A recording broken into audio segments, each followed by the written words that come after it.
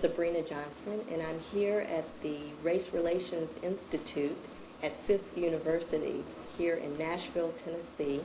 Today is Friday, July 14th, the year 2000. I'm classified as a non-white person, and I'm here at the Race Relations Institute because I'm interested in understanding about the system of racism, white supremacy, with the intent, ultimately, of ending the system of racism, white supremacy. If you would please state your name and tell us why you're here. My name's Ferrell Winfree. I live in Roane County in East Tennessee. I'm here because I recognize the white supremacy system of racism. I recognize that, and with the acknowledgement that it exists, then there falls on me a responsibility to try to do something to stop that, to cause that discrepancy in privilege and in justice, and when it becomes your responsibility, then you have to try to do something. And I'm here to learn. I came because of the names of the people that I saw that were going to be here, and I knew I could learn from them. I'm white. Now, when I say that, my people a long time ago came up with these little check marks that we have to check which we are white. And in reality, it's white or non-white. You know, they break that down into a lot of we break that down into a lot of different groups. But the fact that I do not know in my ancestry of any one being in my ancestry, the line, I don't know of anyone being there that was non-white.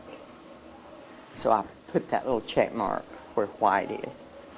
And then that makes me the problem. So I'm here to try to learn how I can try to solve that problem. Okay. Yes, over the last couple of days, I've had the opportunity to participate in formal group discussions with you, with other white people and other non-white people. And I must say that in my experience in dialoguing about racism with white people and non-white people, I have never experienced a person who classifies themselves as white being so honest and forthright and providing helpful insights about racism to non-white people. So I want to say we appreciate your participation and your disclosures to us towards the objective of solving the problem, ending racism. That adage of the most I can do is the least I can do. Mm-hmm. See, that's a reality. What we have done for hundreds of years, it can never be undone with words.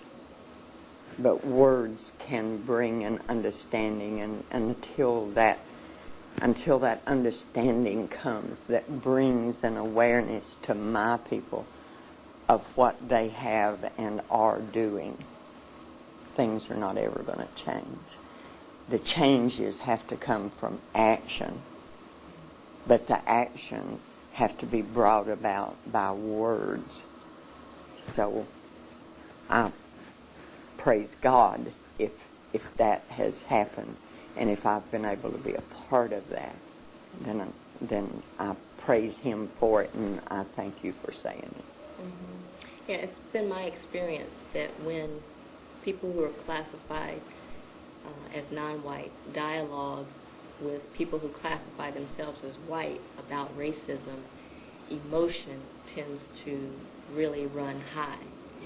And so I really appreciate that you believe, as we believe, as you've stated, that truth is more important than comfort, because oftentimes non-white people feel embarrassed and white people feel offended when a discussion about racism occurs. So we look forward to doing what I believe is the Creator's will, and that is for us to live in truth, not in denial and deceit. Yes. And I recognize that that is necessary in order to end racism.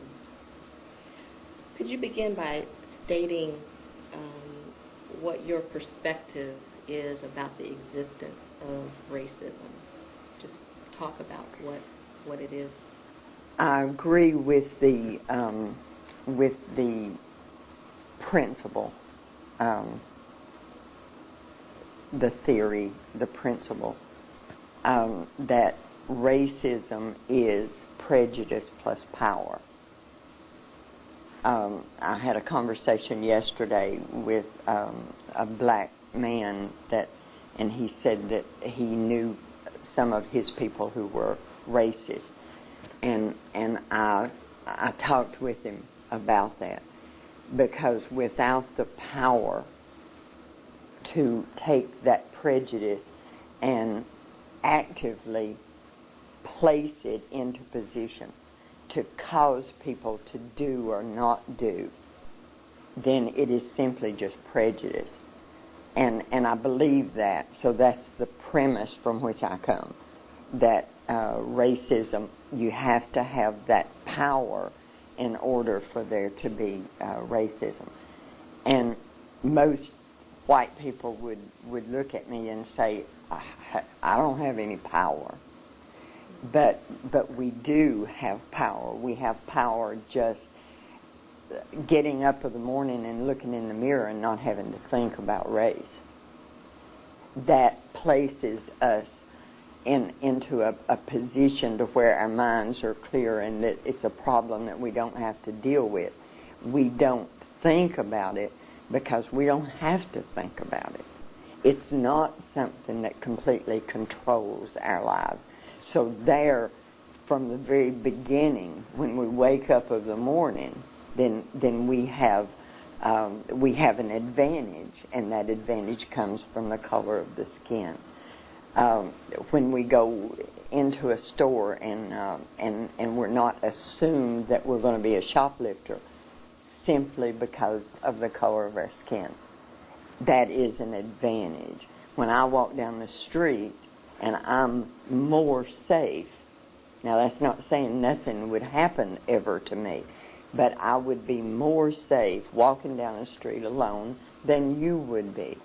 That is racism, because of that unequal playing field that's there, that gives me advantage simply because of the color of my skin. Then that's what's wrong. See, the fact that there's anything out there.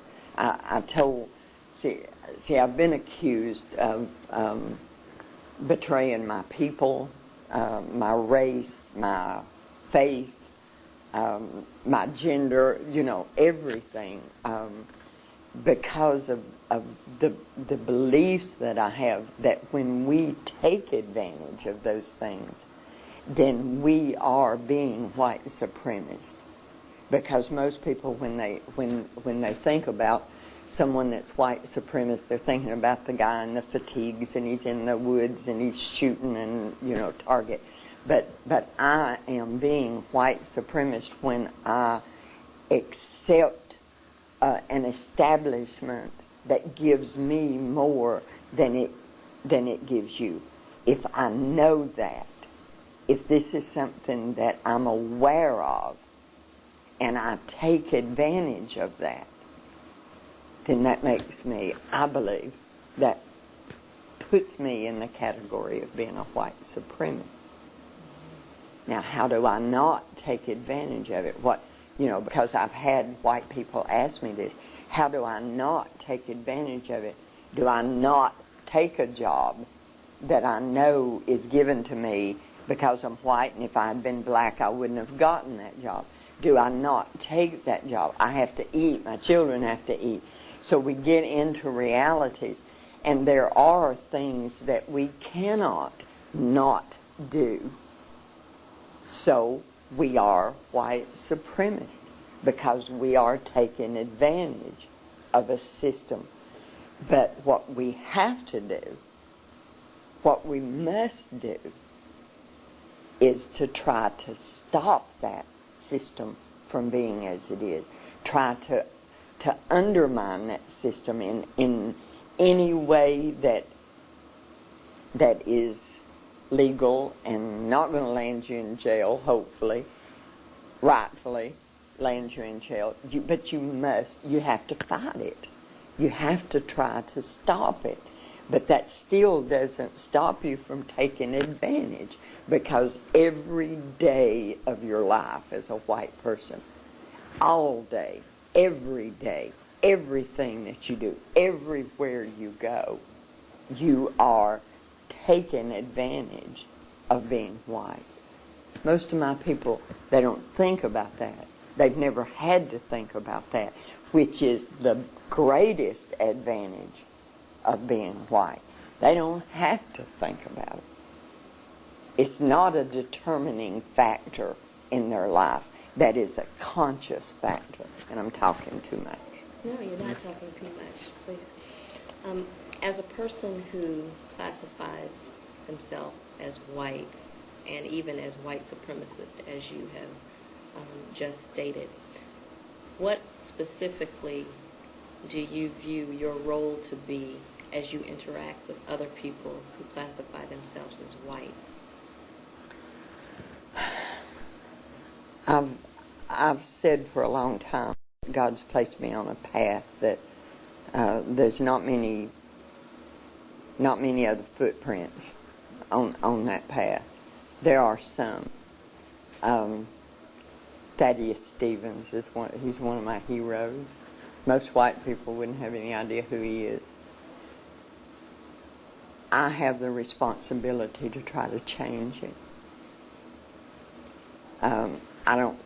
I don't actively celebrate the 4th of July because you don't have freedom. You're not free. You have oppression every day of your life. If you have children, when those children are born, you have to immediately begin to teach them what they cannot do in order to survive. And I love the Lord. Everything that I do is because I read the Scripture and I see direction that's given to me that I don't hear white preachers preaching. See, I don't hear it in the pulpit. And I don't understand why I don't hear it in the pulpit.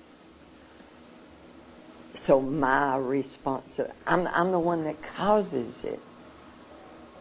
It's not, I don't understand white people that talk and in their words the blame is placed on the recipient of the oppression. You know, like, okay, the oppression is here, so get out of the way and then you're not going to be oppressed anymore. That's not how it works. I am the oppressor, so the responsibility is mine to stop that. Now, stopping it, that's different. It gets hard because I don't have any power other than the power of being white and taking advantage of what I don't have money. I don't have influence. So how I stop it, I don't really have anything except a big mouth and words that I know are wrong when I see a wrong. And if something's wrong, God says it's your responsibility to change it. And I know we don't want a sermon here, but I believe he's going to hold us accountable for the things that we've done and are doing, and do not try to make a difference to change. And when I stand in front of him, I want to have some of those things where he's going to say, I know you worked at this. Everybody always wants to know what's your angle, especially non-white people. What is it? Why are you doing this? And of course that comes from 500 years of white people not doing anything good unless there's something in it for them, and I understand that. And in a way, I'm in that same category there. I have children. I have grandchildren, more grandchildren on the way. I don't want those children growing up having to dodge bullets. And the young black man he's a much different product of our oppression than what the young black man was 100 years ago.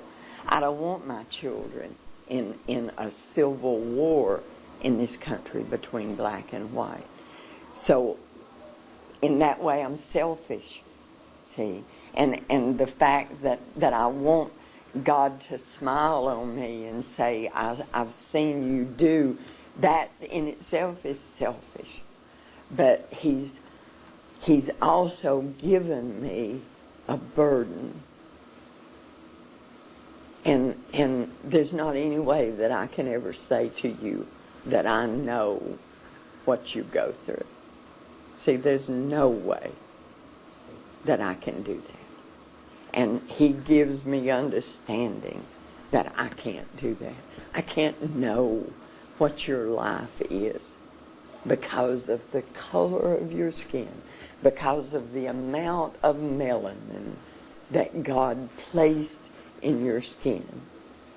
I can't know that, but he has given me a heart to hear the pain when your child is mistreated because of the color of that child's skin, that beautiful child.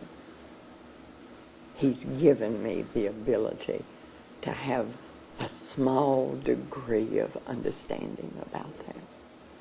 And for me not to act on it would be unforgivable in his sight. How did you come to this level of understanding and the decision to speak the way you speak and do what you do? Because as you said, for instance, you don't hear from the pulpit from white preachers who read the scripture and promote and encourage Christian living, for instance. But yet your faith path seems to be the same, yet you have a different perspective. What influencing factors caused you to be where you are? I don't want it to sound trite when I say that God reached down and touched me at an early age. I had, excuse me, if any of my kinfolk ever see this, then I'll lose more than what I've lost already. I was born into a family where my father was an overt racist, my mother was a covert racist. But both of them had very strong, I always felt like my mother was more dangerous in that respect. But so it was not something that came to me from training as childhood. But I was also born with cardiac lesion. And through that, I was different from other children because I was so ill at a certain period of time when other children were out running and playing. So I was different, which gave me an understanding of what it was like, how people felt to be different. And then as I got older, this knowledge that these things were wrong, as I acted on those things, things happened to me, adverse things. I belonged to a Southern Baptist church. I was saved in that church. And I was thrown out of that church in my early 20s, which was back in the 60s, because I taught that racism was wrong in a Sunday school class. I was asked to leave that church, and the elder of the church, the deacon of the church that came to me and talked to me about it the first time was my grandfather. And he said, you can't say these things. And I said, I can't not say these things. And so he came back with other deacons and they asked me. So it's been a process. But then when my youngest son was in the 7th grade, he brought home with him a young black male child that was in his class. And he came in, and my children have always believed that with my mouth I could make anything right. I could speak. And he came in, and John, the African-American child's name, he stayed outside. And Mark came in, and Mark said to me, Mama, I've got a friend, and you've got to help him. And when we talked, John was a big, strong, athletic child. And if someone called him a word, if they called him nigger, if they said something, then he just got mad, fought. And Mark said, he's going to kill somebody and end up in jail. You got to talk to him. You got to help him. And because of the circumstances, he was the child of a single mother, and her job was second shift. It evolved in that he stayed with us from Sunday night when his mother went to work until Friday afternoon when he would go home and then be with his mother and his sisters in the afternoons and the weekend, and she would bring him back. So he lived with us, and we would get threats because we lived in a white neighborhood and John was living with us. Mark, it reached a point where Mark would be more angry than John would at the things that would happen at school because they loved each other. They cared about each other. We had one bed in their bedroom, so they traded out. One slept on the floor and the other one had the bed, and the next night it reversed, But through him, because he constantly had to fight. He wouldn't do anything, but he had to fight. And through this, I really got a taste of what your people go through. I didn't understand how he felt, but I got a taste of it. And the lesson that I was trying to give him, that Mark kept saying, Mama, talk to him, you got to, was, John, if they say something to you and it causes a reaction in you, that even if you whip them, they've still controlled what you've done. They've still been the one that caused the reaction or the reaction in you. And through this, but, so many stories of injustice for him. And the things that we went through as a family because of our association, just simply because we loved him.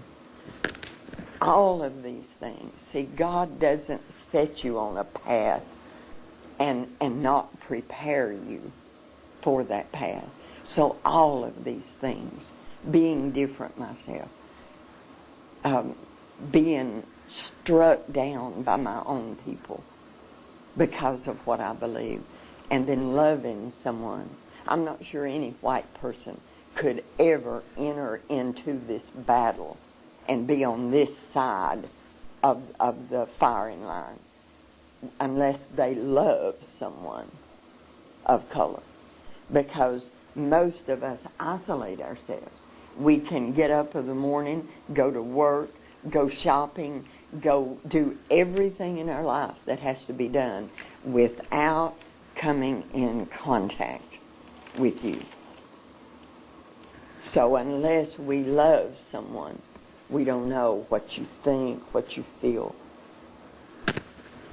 And don't tell me my best friend is, because I hear that all the time. My best friend is black. I don't want to hear that. I hear that a lot too. Mm-hmm. If you've stated that you're interested in solving this problem and ending racism, in your view, if the system of racism, white supremacy, is ended, what benefit would white people experience?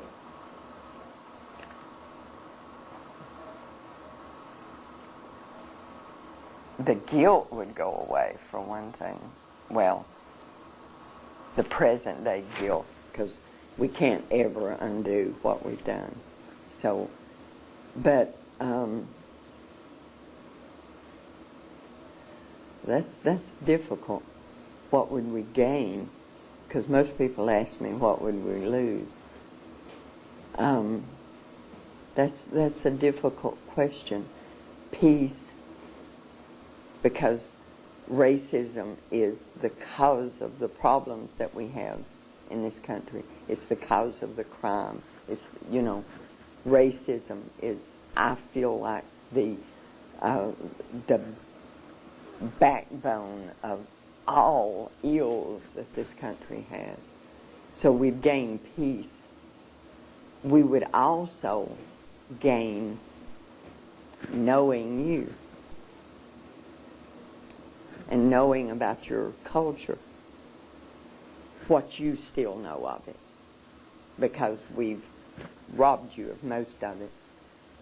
We would gain that if the day ever came when I could walk into a place of work and you could be there wearing whatever clothing you wanted to wear, whether it was clothing that depicted your African descent or wearing your hair.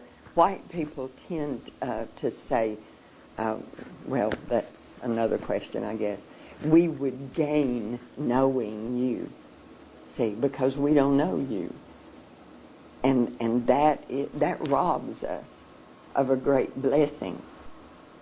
We think we are entire and complete and that we don't need to know you or anyone of color that is of a different belief. We close ourselves off and think that we're contaminated if we talk with someone of, and I'm talking about Christians. I know more about Christians than I do any other faith, because that's me. But most Christians feel like they're contaminated if they talk to anyone that's of a different faith. So we rob ourselves of that. So if racism ended, we would have that. I can't say it better than knowing you.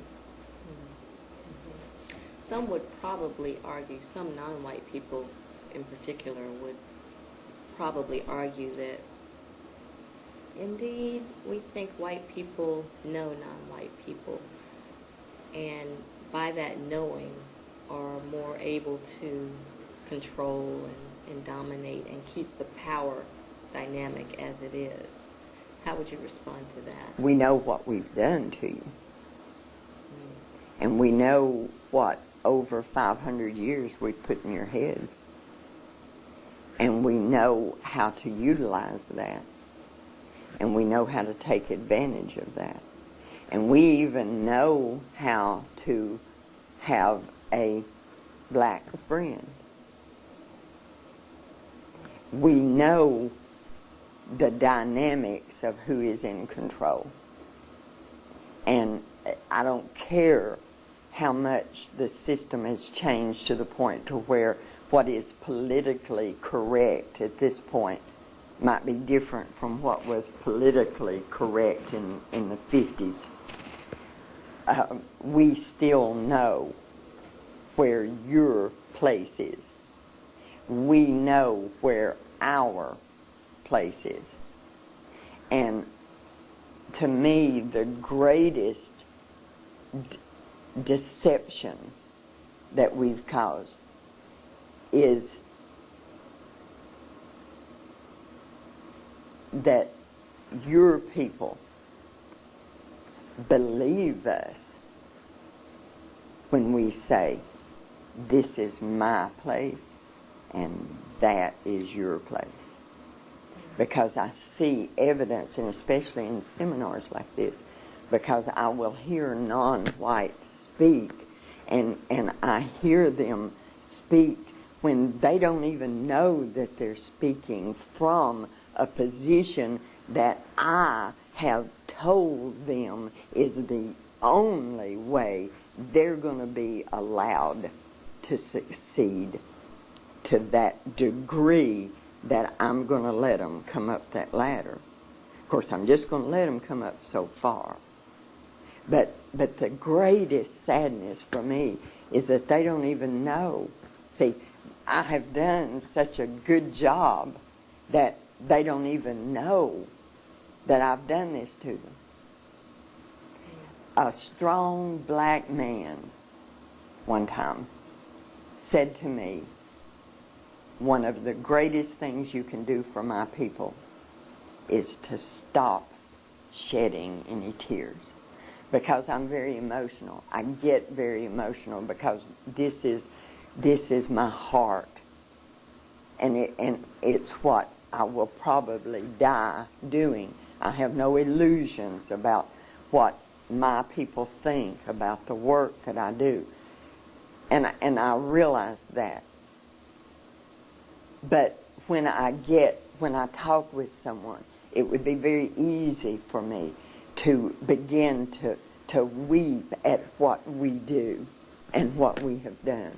And he said to me, you must stop the tears, because my people are so conditioned to putting their arms around you and comforting you when you weep, then they are no longer strong. Their strength that is coming from standing up and saying, no, you're not going to treat me like that. That strength is gone because they've got their arms around you, comforting you. And I have tried to listen to the wisdom of that very, very wise man.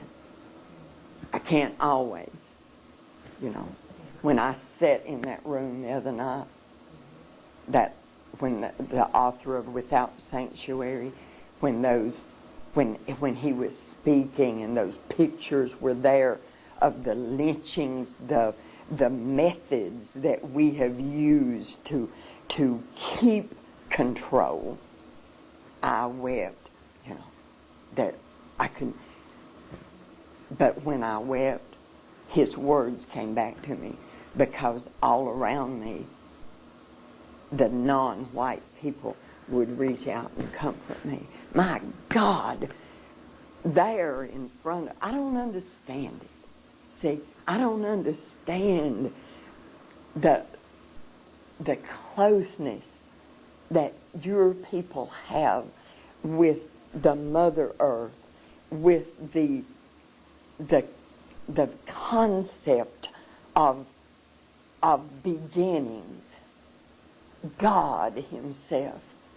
There is so much of that in you that you can forgive me and comfort me when I'm weeping at what I've done to you. See, that's beyond my understanding.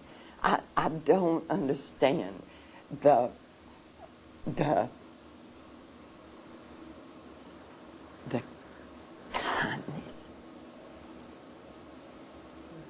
and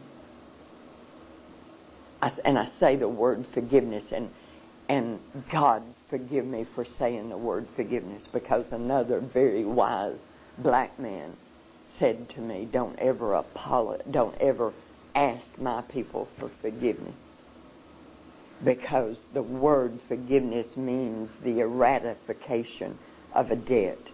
If someone owes you money and you forgive that debt, then they don't owe you anymore. And I don't want to ever be a part of, for even a moment between just the two of us, eradicating any part of the debt that I owe you, because it's a just debt. And it's a debt that needs to be repaid to the fullness of my ability to repay. So what I say to you is, I apologize for what my people, for what I've done to you, to your ancestors, to your children, and unless we're successful here, to your grandchildren. I apologize, and I mean that. See, and to any non-white that hears me, but I don't ask your forgiveness. Did I go off? No, all of this is relevant and helpful. So, speak as you will. You mentioned that white people who classify themselves as white, are aware, they know what has been done, what they have done over the years to non-white people. And there are two particular areas of activity that appear to be critical to maintaining the system of racism, white supremacy. These are activities that people all over the planet engage in. And the first one is religion. So can you talk specifically about what white persons have done to or taught non-white people in the area of religion in the context of racism? You're wanting it to be to where I can't ever go home, don't you? Christianity has been misused for hundreds of years to keep your people in subjugation. And I'm speaking now a reality that the history books do not record, but history does. Christianity was used because if I said, okay, you don't believe the way I believe, and Christianity's the best way to believe, so I'm going to take you, and it's going to be for your own good, honey. It's going to be for your own good. I'm going to take you, and I'm going to tear away everything about you, and just keep your hands and your feet, because they can help me. I'm getting off. But I'm going to do this for your own good, because I'm going to give you a God. Now, what does that God look like? The reality of it is, when he came here, he didn't look like me. So what am I going to do about that? I'm going to make him look like me. So for hundreds of years, we've been telling you, and now you have to keep in mind that we took away any other God that you might have through force, through fear, through pain, through any means necessary. So now I'm going to give you a God, but I'm going to do that in a way that is going to further me. So I'm going to give you a God that looks like me, so that when you bow down to that God, you're bowing down to me. Because the reality is, and see, this is something that bothered me when I left the church out of frustration, because I wasn't hearing these things. Because the Bible tells us what Jesus looked like when he walked here. The Bible tells us what he's going to look like when he comes back. We have taken that and changed it. One of my grandchildren, when he was about 8 years old, I have a black nativity in my home that I put out at Christmas. And he had been there several times, and all of a sudden one day he brings me the baby Jesus. And he says, "Mama, this is not right." And I said, "What's not right?" He said, "This is not right, Mama." Now, this is a child that every time he's with me, he gets lessons in this. My son says to the point to where he has to deprogram them when he gets them back home. This child knows where my heart is. This child, but this is not right, Mama. What's wrong? Tell me. Jesus wasn't black. Jesus was white. Who told you that? And then we have this great conversation. I tell them it's not something you have to go back and fight. You don't have to go, because I don't want them beaten down until they're strong enough to know for what they believe, you know. But I want him to know the truth. I said, in your mind, in your heart, know. Do you remember when Jesus went to Egypt? He hid in Egypt. The people in Egypt, honey, they're not white people. How could he hide there? See, so that we've done that.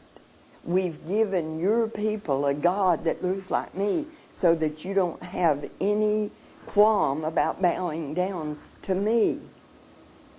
See, because this is the image of God. I don't know of any sin that we've committed that's greater than that one. And we did it with the Bible in our hands when we were beating your ancestors for looking at us eye to eye. And we're quoting to them from this scripture. Even if we allowed them to have their own ministers, which there wasn't many of because we didn't allow them to read. But if we said, okay, you can have your church. This is my plantation. I'm going to do what I want with it. You can have your church. But then spies were sent. And those spies would stand outside the church, and that man would be beaten, perhaps killed, if he preached anything other than 3 sermons. And those 3 sermons were turn the other cheek, obey your master, and it's going to get better one of these days. God's going to take care of all of it. You're going to be in a happy, happy land. So put up with what you're putting up with now. And we made your people preach that to your people. And it's still being done. It's still being done. Those are the sermons that your people hear. Those sermons are what causes your people to comfort me when I do something that's wrong. We've taken Christianity in the same way the Klan has taken